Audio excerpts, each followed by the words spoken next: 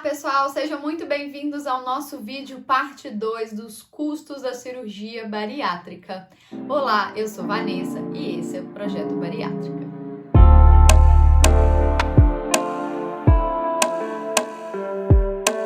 Bom, então vamos lá, antes de eu começar esses custos, não se esquece de clicar no link... Ixi! Bom, então vamos lá. Antes de eu começar o vídeo de hoje, aquele recadinho de sempre, coloca o seu like, deixa o seu like aqui no nosso vídeo, se inscreve no canal, coloca nos comentários todas as dúvidas que você tiver. Se eu não falar sobre algum gasto que você teve, não esquece de colocar aqui, porque a ideia, pessoal, é a gente trazer também essas informações.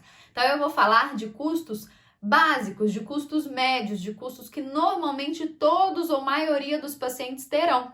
Mas pode ser que você não tenha, ou pode ser que você tenha tido custos maiores, ou às vezes o seu médico pediu coisas a mais. Então coloca aqui nos comentários, até para que outras pessoas também que querem saber, que têm essa curiosidade de saber sobre os custos da bariátrica, quanto que ela vai gastar, ela já se preparar com relação a isso, tá bom? Bom, então vamos lá. No nosso primeiro vídeo, pessoal, eu falei sobre o custo em si da cirurgia, tá? O custo de uma cirurgia particular. E aí uma das coisas que eu não comentei que eu quero trazer aqui, já começando esses custos que eu vou falar, vou dividir esses custos em pré-operatório, no momento ali daquele operatório, pós-operatório imediato e o pós-operatório a longo prazo, tá?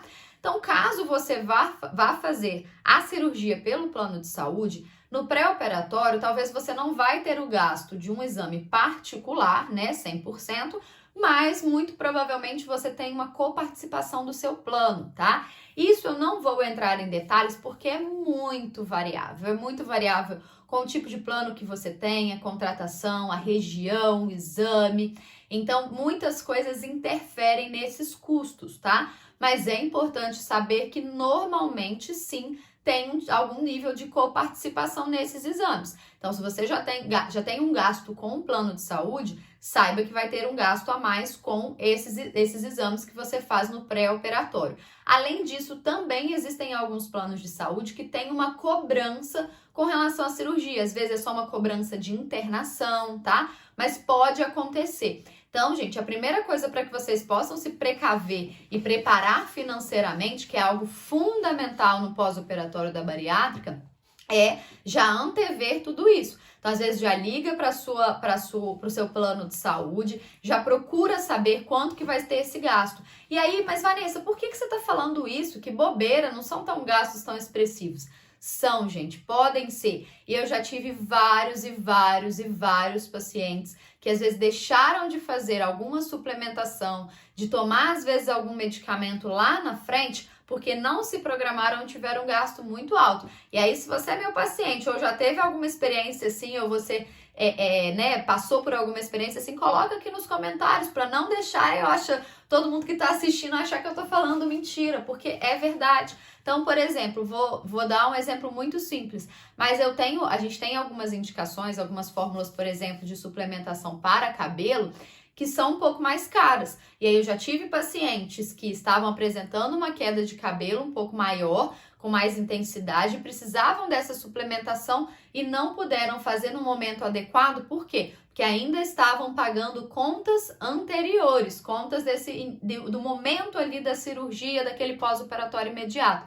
Então, gente, se organizem para que às vezes vocês já tenham, inclusive, uma pequena reserva, porque às vezes a pessoa só pensa assim, não, mas depois da bariátrica eu vou comer pouco, eu vou comer só sopa, só coisa líquida, então com comida, meu gasto com comida vai cair drasticamente, e aí uma coisa vai compensar a outra. Não necessariamente, tá, gente? Porque às vezes no primeiro, segundo, terceiro mês, você ainda pode manter algumas medicações que você estava fazendo uso. Então, às vezes vai ter o custo que você já tinha, o custo de medicações novas, suplementos novos, atividade física, uma coisa que muita gente deixa de fazer porque não se programou financeiramente antes da cirurgia, tá? Então, se você já está pensando em fazer a cirurgia, já começa para ontem, gente, a fazer uma poupança, se organizar financeiramente para que você não passe esse perrengue depois no pós-operatório, tá bom?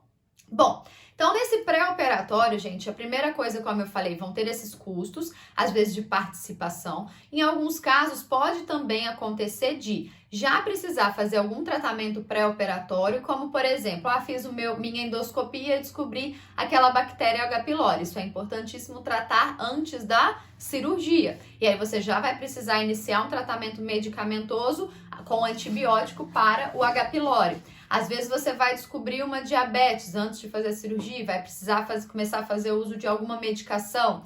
Às vezes você já vai estar em deficiência de algum nutriente e a gente precisa suplementar alguma coisa. Então, tudo isso são gastos que podem entrar já no pré-operatório, tá bom? Agora, falando ali do momento da operação e do pós-operatório imediato, alguns custos que nós teremos, tá? Um dos maiores custos, um dos que pesam mais, gente, é que alguns pacientes, alguns médicos, têm o protocolo de fazer o uso daquela injeção anticoagulante, tá? Para evitar trombose.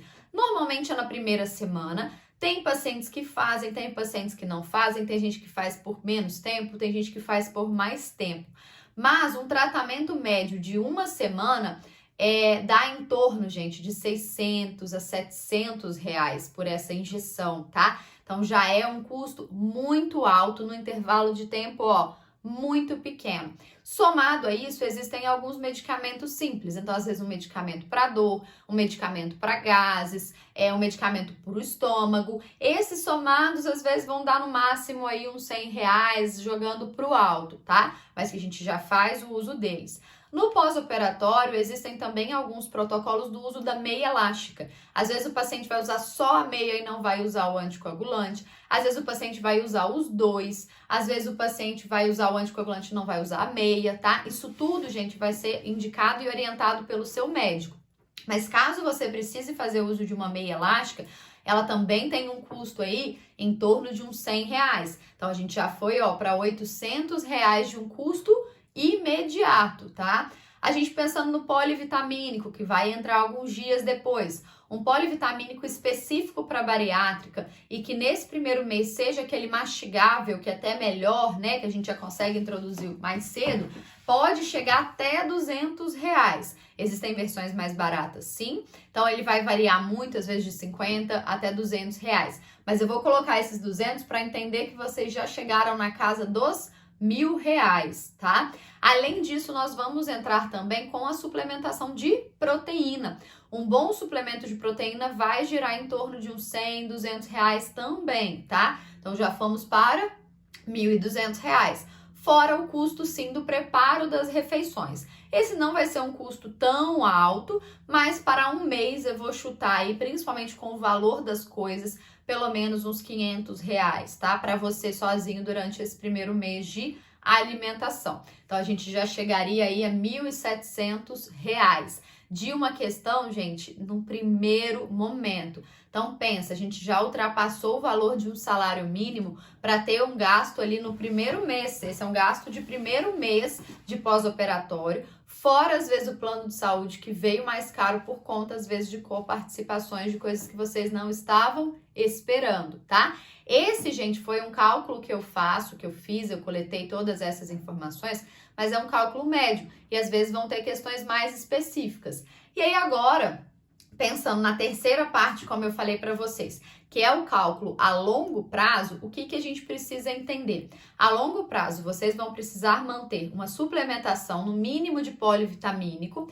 Um que eu esqueci, desculpa, ainda tem a injeção de B12 também, a suplementação de B12, tá? Mas que é essa também que no terceiro ele vai ficar para o resto da vida. Então, uma suplementação de polivitamínico, a suplementação de B12 pode ser injetável, às vezes comprimidos sublinguais, isso vai depender, às vezes até os dois, tá?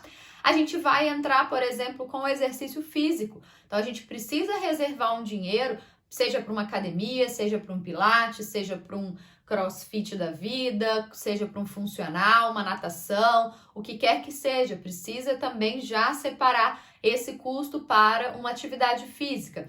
Existe, por exemplo, suplementos que podemos entrar depois específicos, como, por exemplo, para queda de cabelo. Às vezes nós vamos aumentar essa dosagem de suplementação de proteína, a gente vai manter e pode aumentar essa dosagem de suplementação de proteína, tá? Tem muita gente que faz procedimentos estéticos depois, então tudo isso também tem um custo. E aí, gente, um extra, um bônus que não estava nem planejado, a gente ainda pode ter todo um custo, um gasto lá para um ano e meio depois, também com as cirurgias reparadoras, tá? Se vocês quiserem que eu traga esse vídeo mais específico sobre custos da cirurgia reparadora, coloca aqui nos comentários que eu faço também, mas que pode acontecer, tá? Então esses, pessoal, são alguns custos, e aí tem um que eu gosto muito, que normalmente a mulherada fica muito feliz, que é um custo de trocar o armário. Então, vai chegar um momento que as roupas não vão te servir, você vai ter que gastar. E aí, brincando, querendo ou não, uma calça jeans aí custa em torno de uns 100 reais. Às vezes você não vai ter uma, tá? E às vezes você vai ter um gasto de apertar algumas roupas que já estão ficando largas, mas você não quer comprar.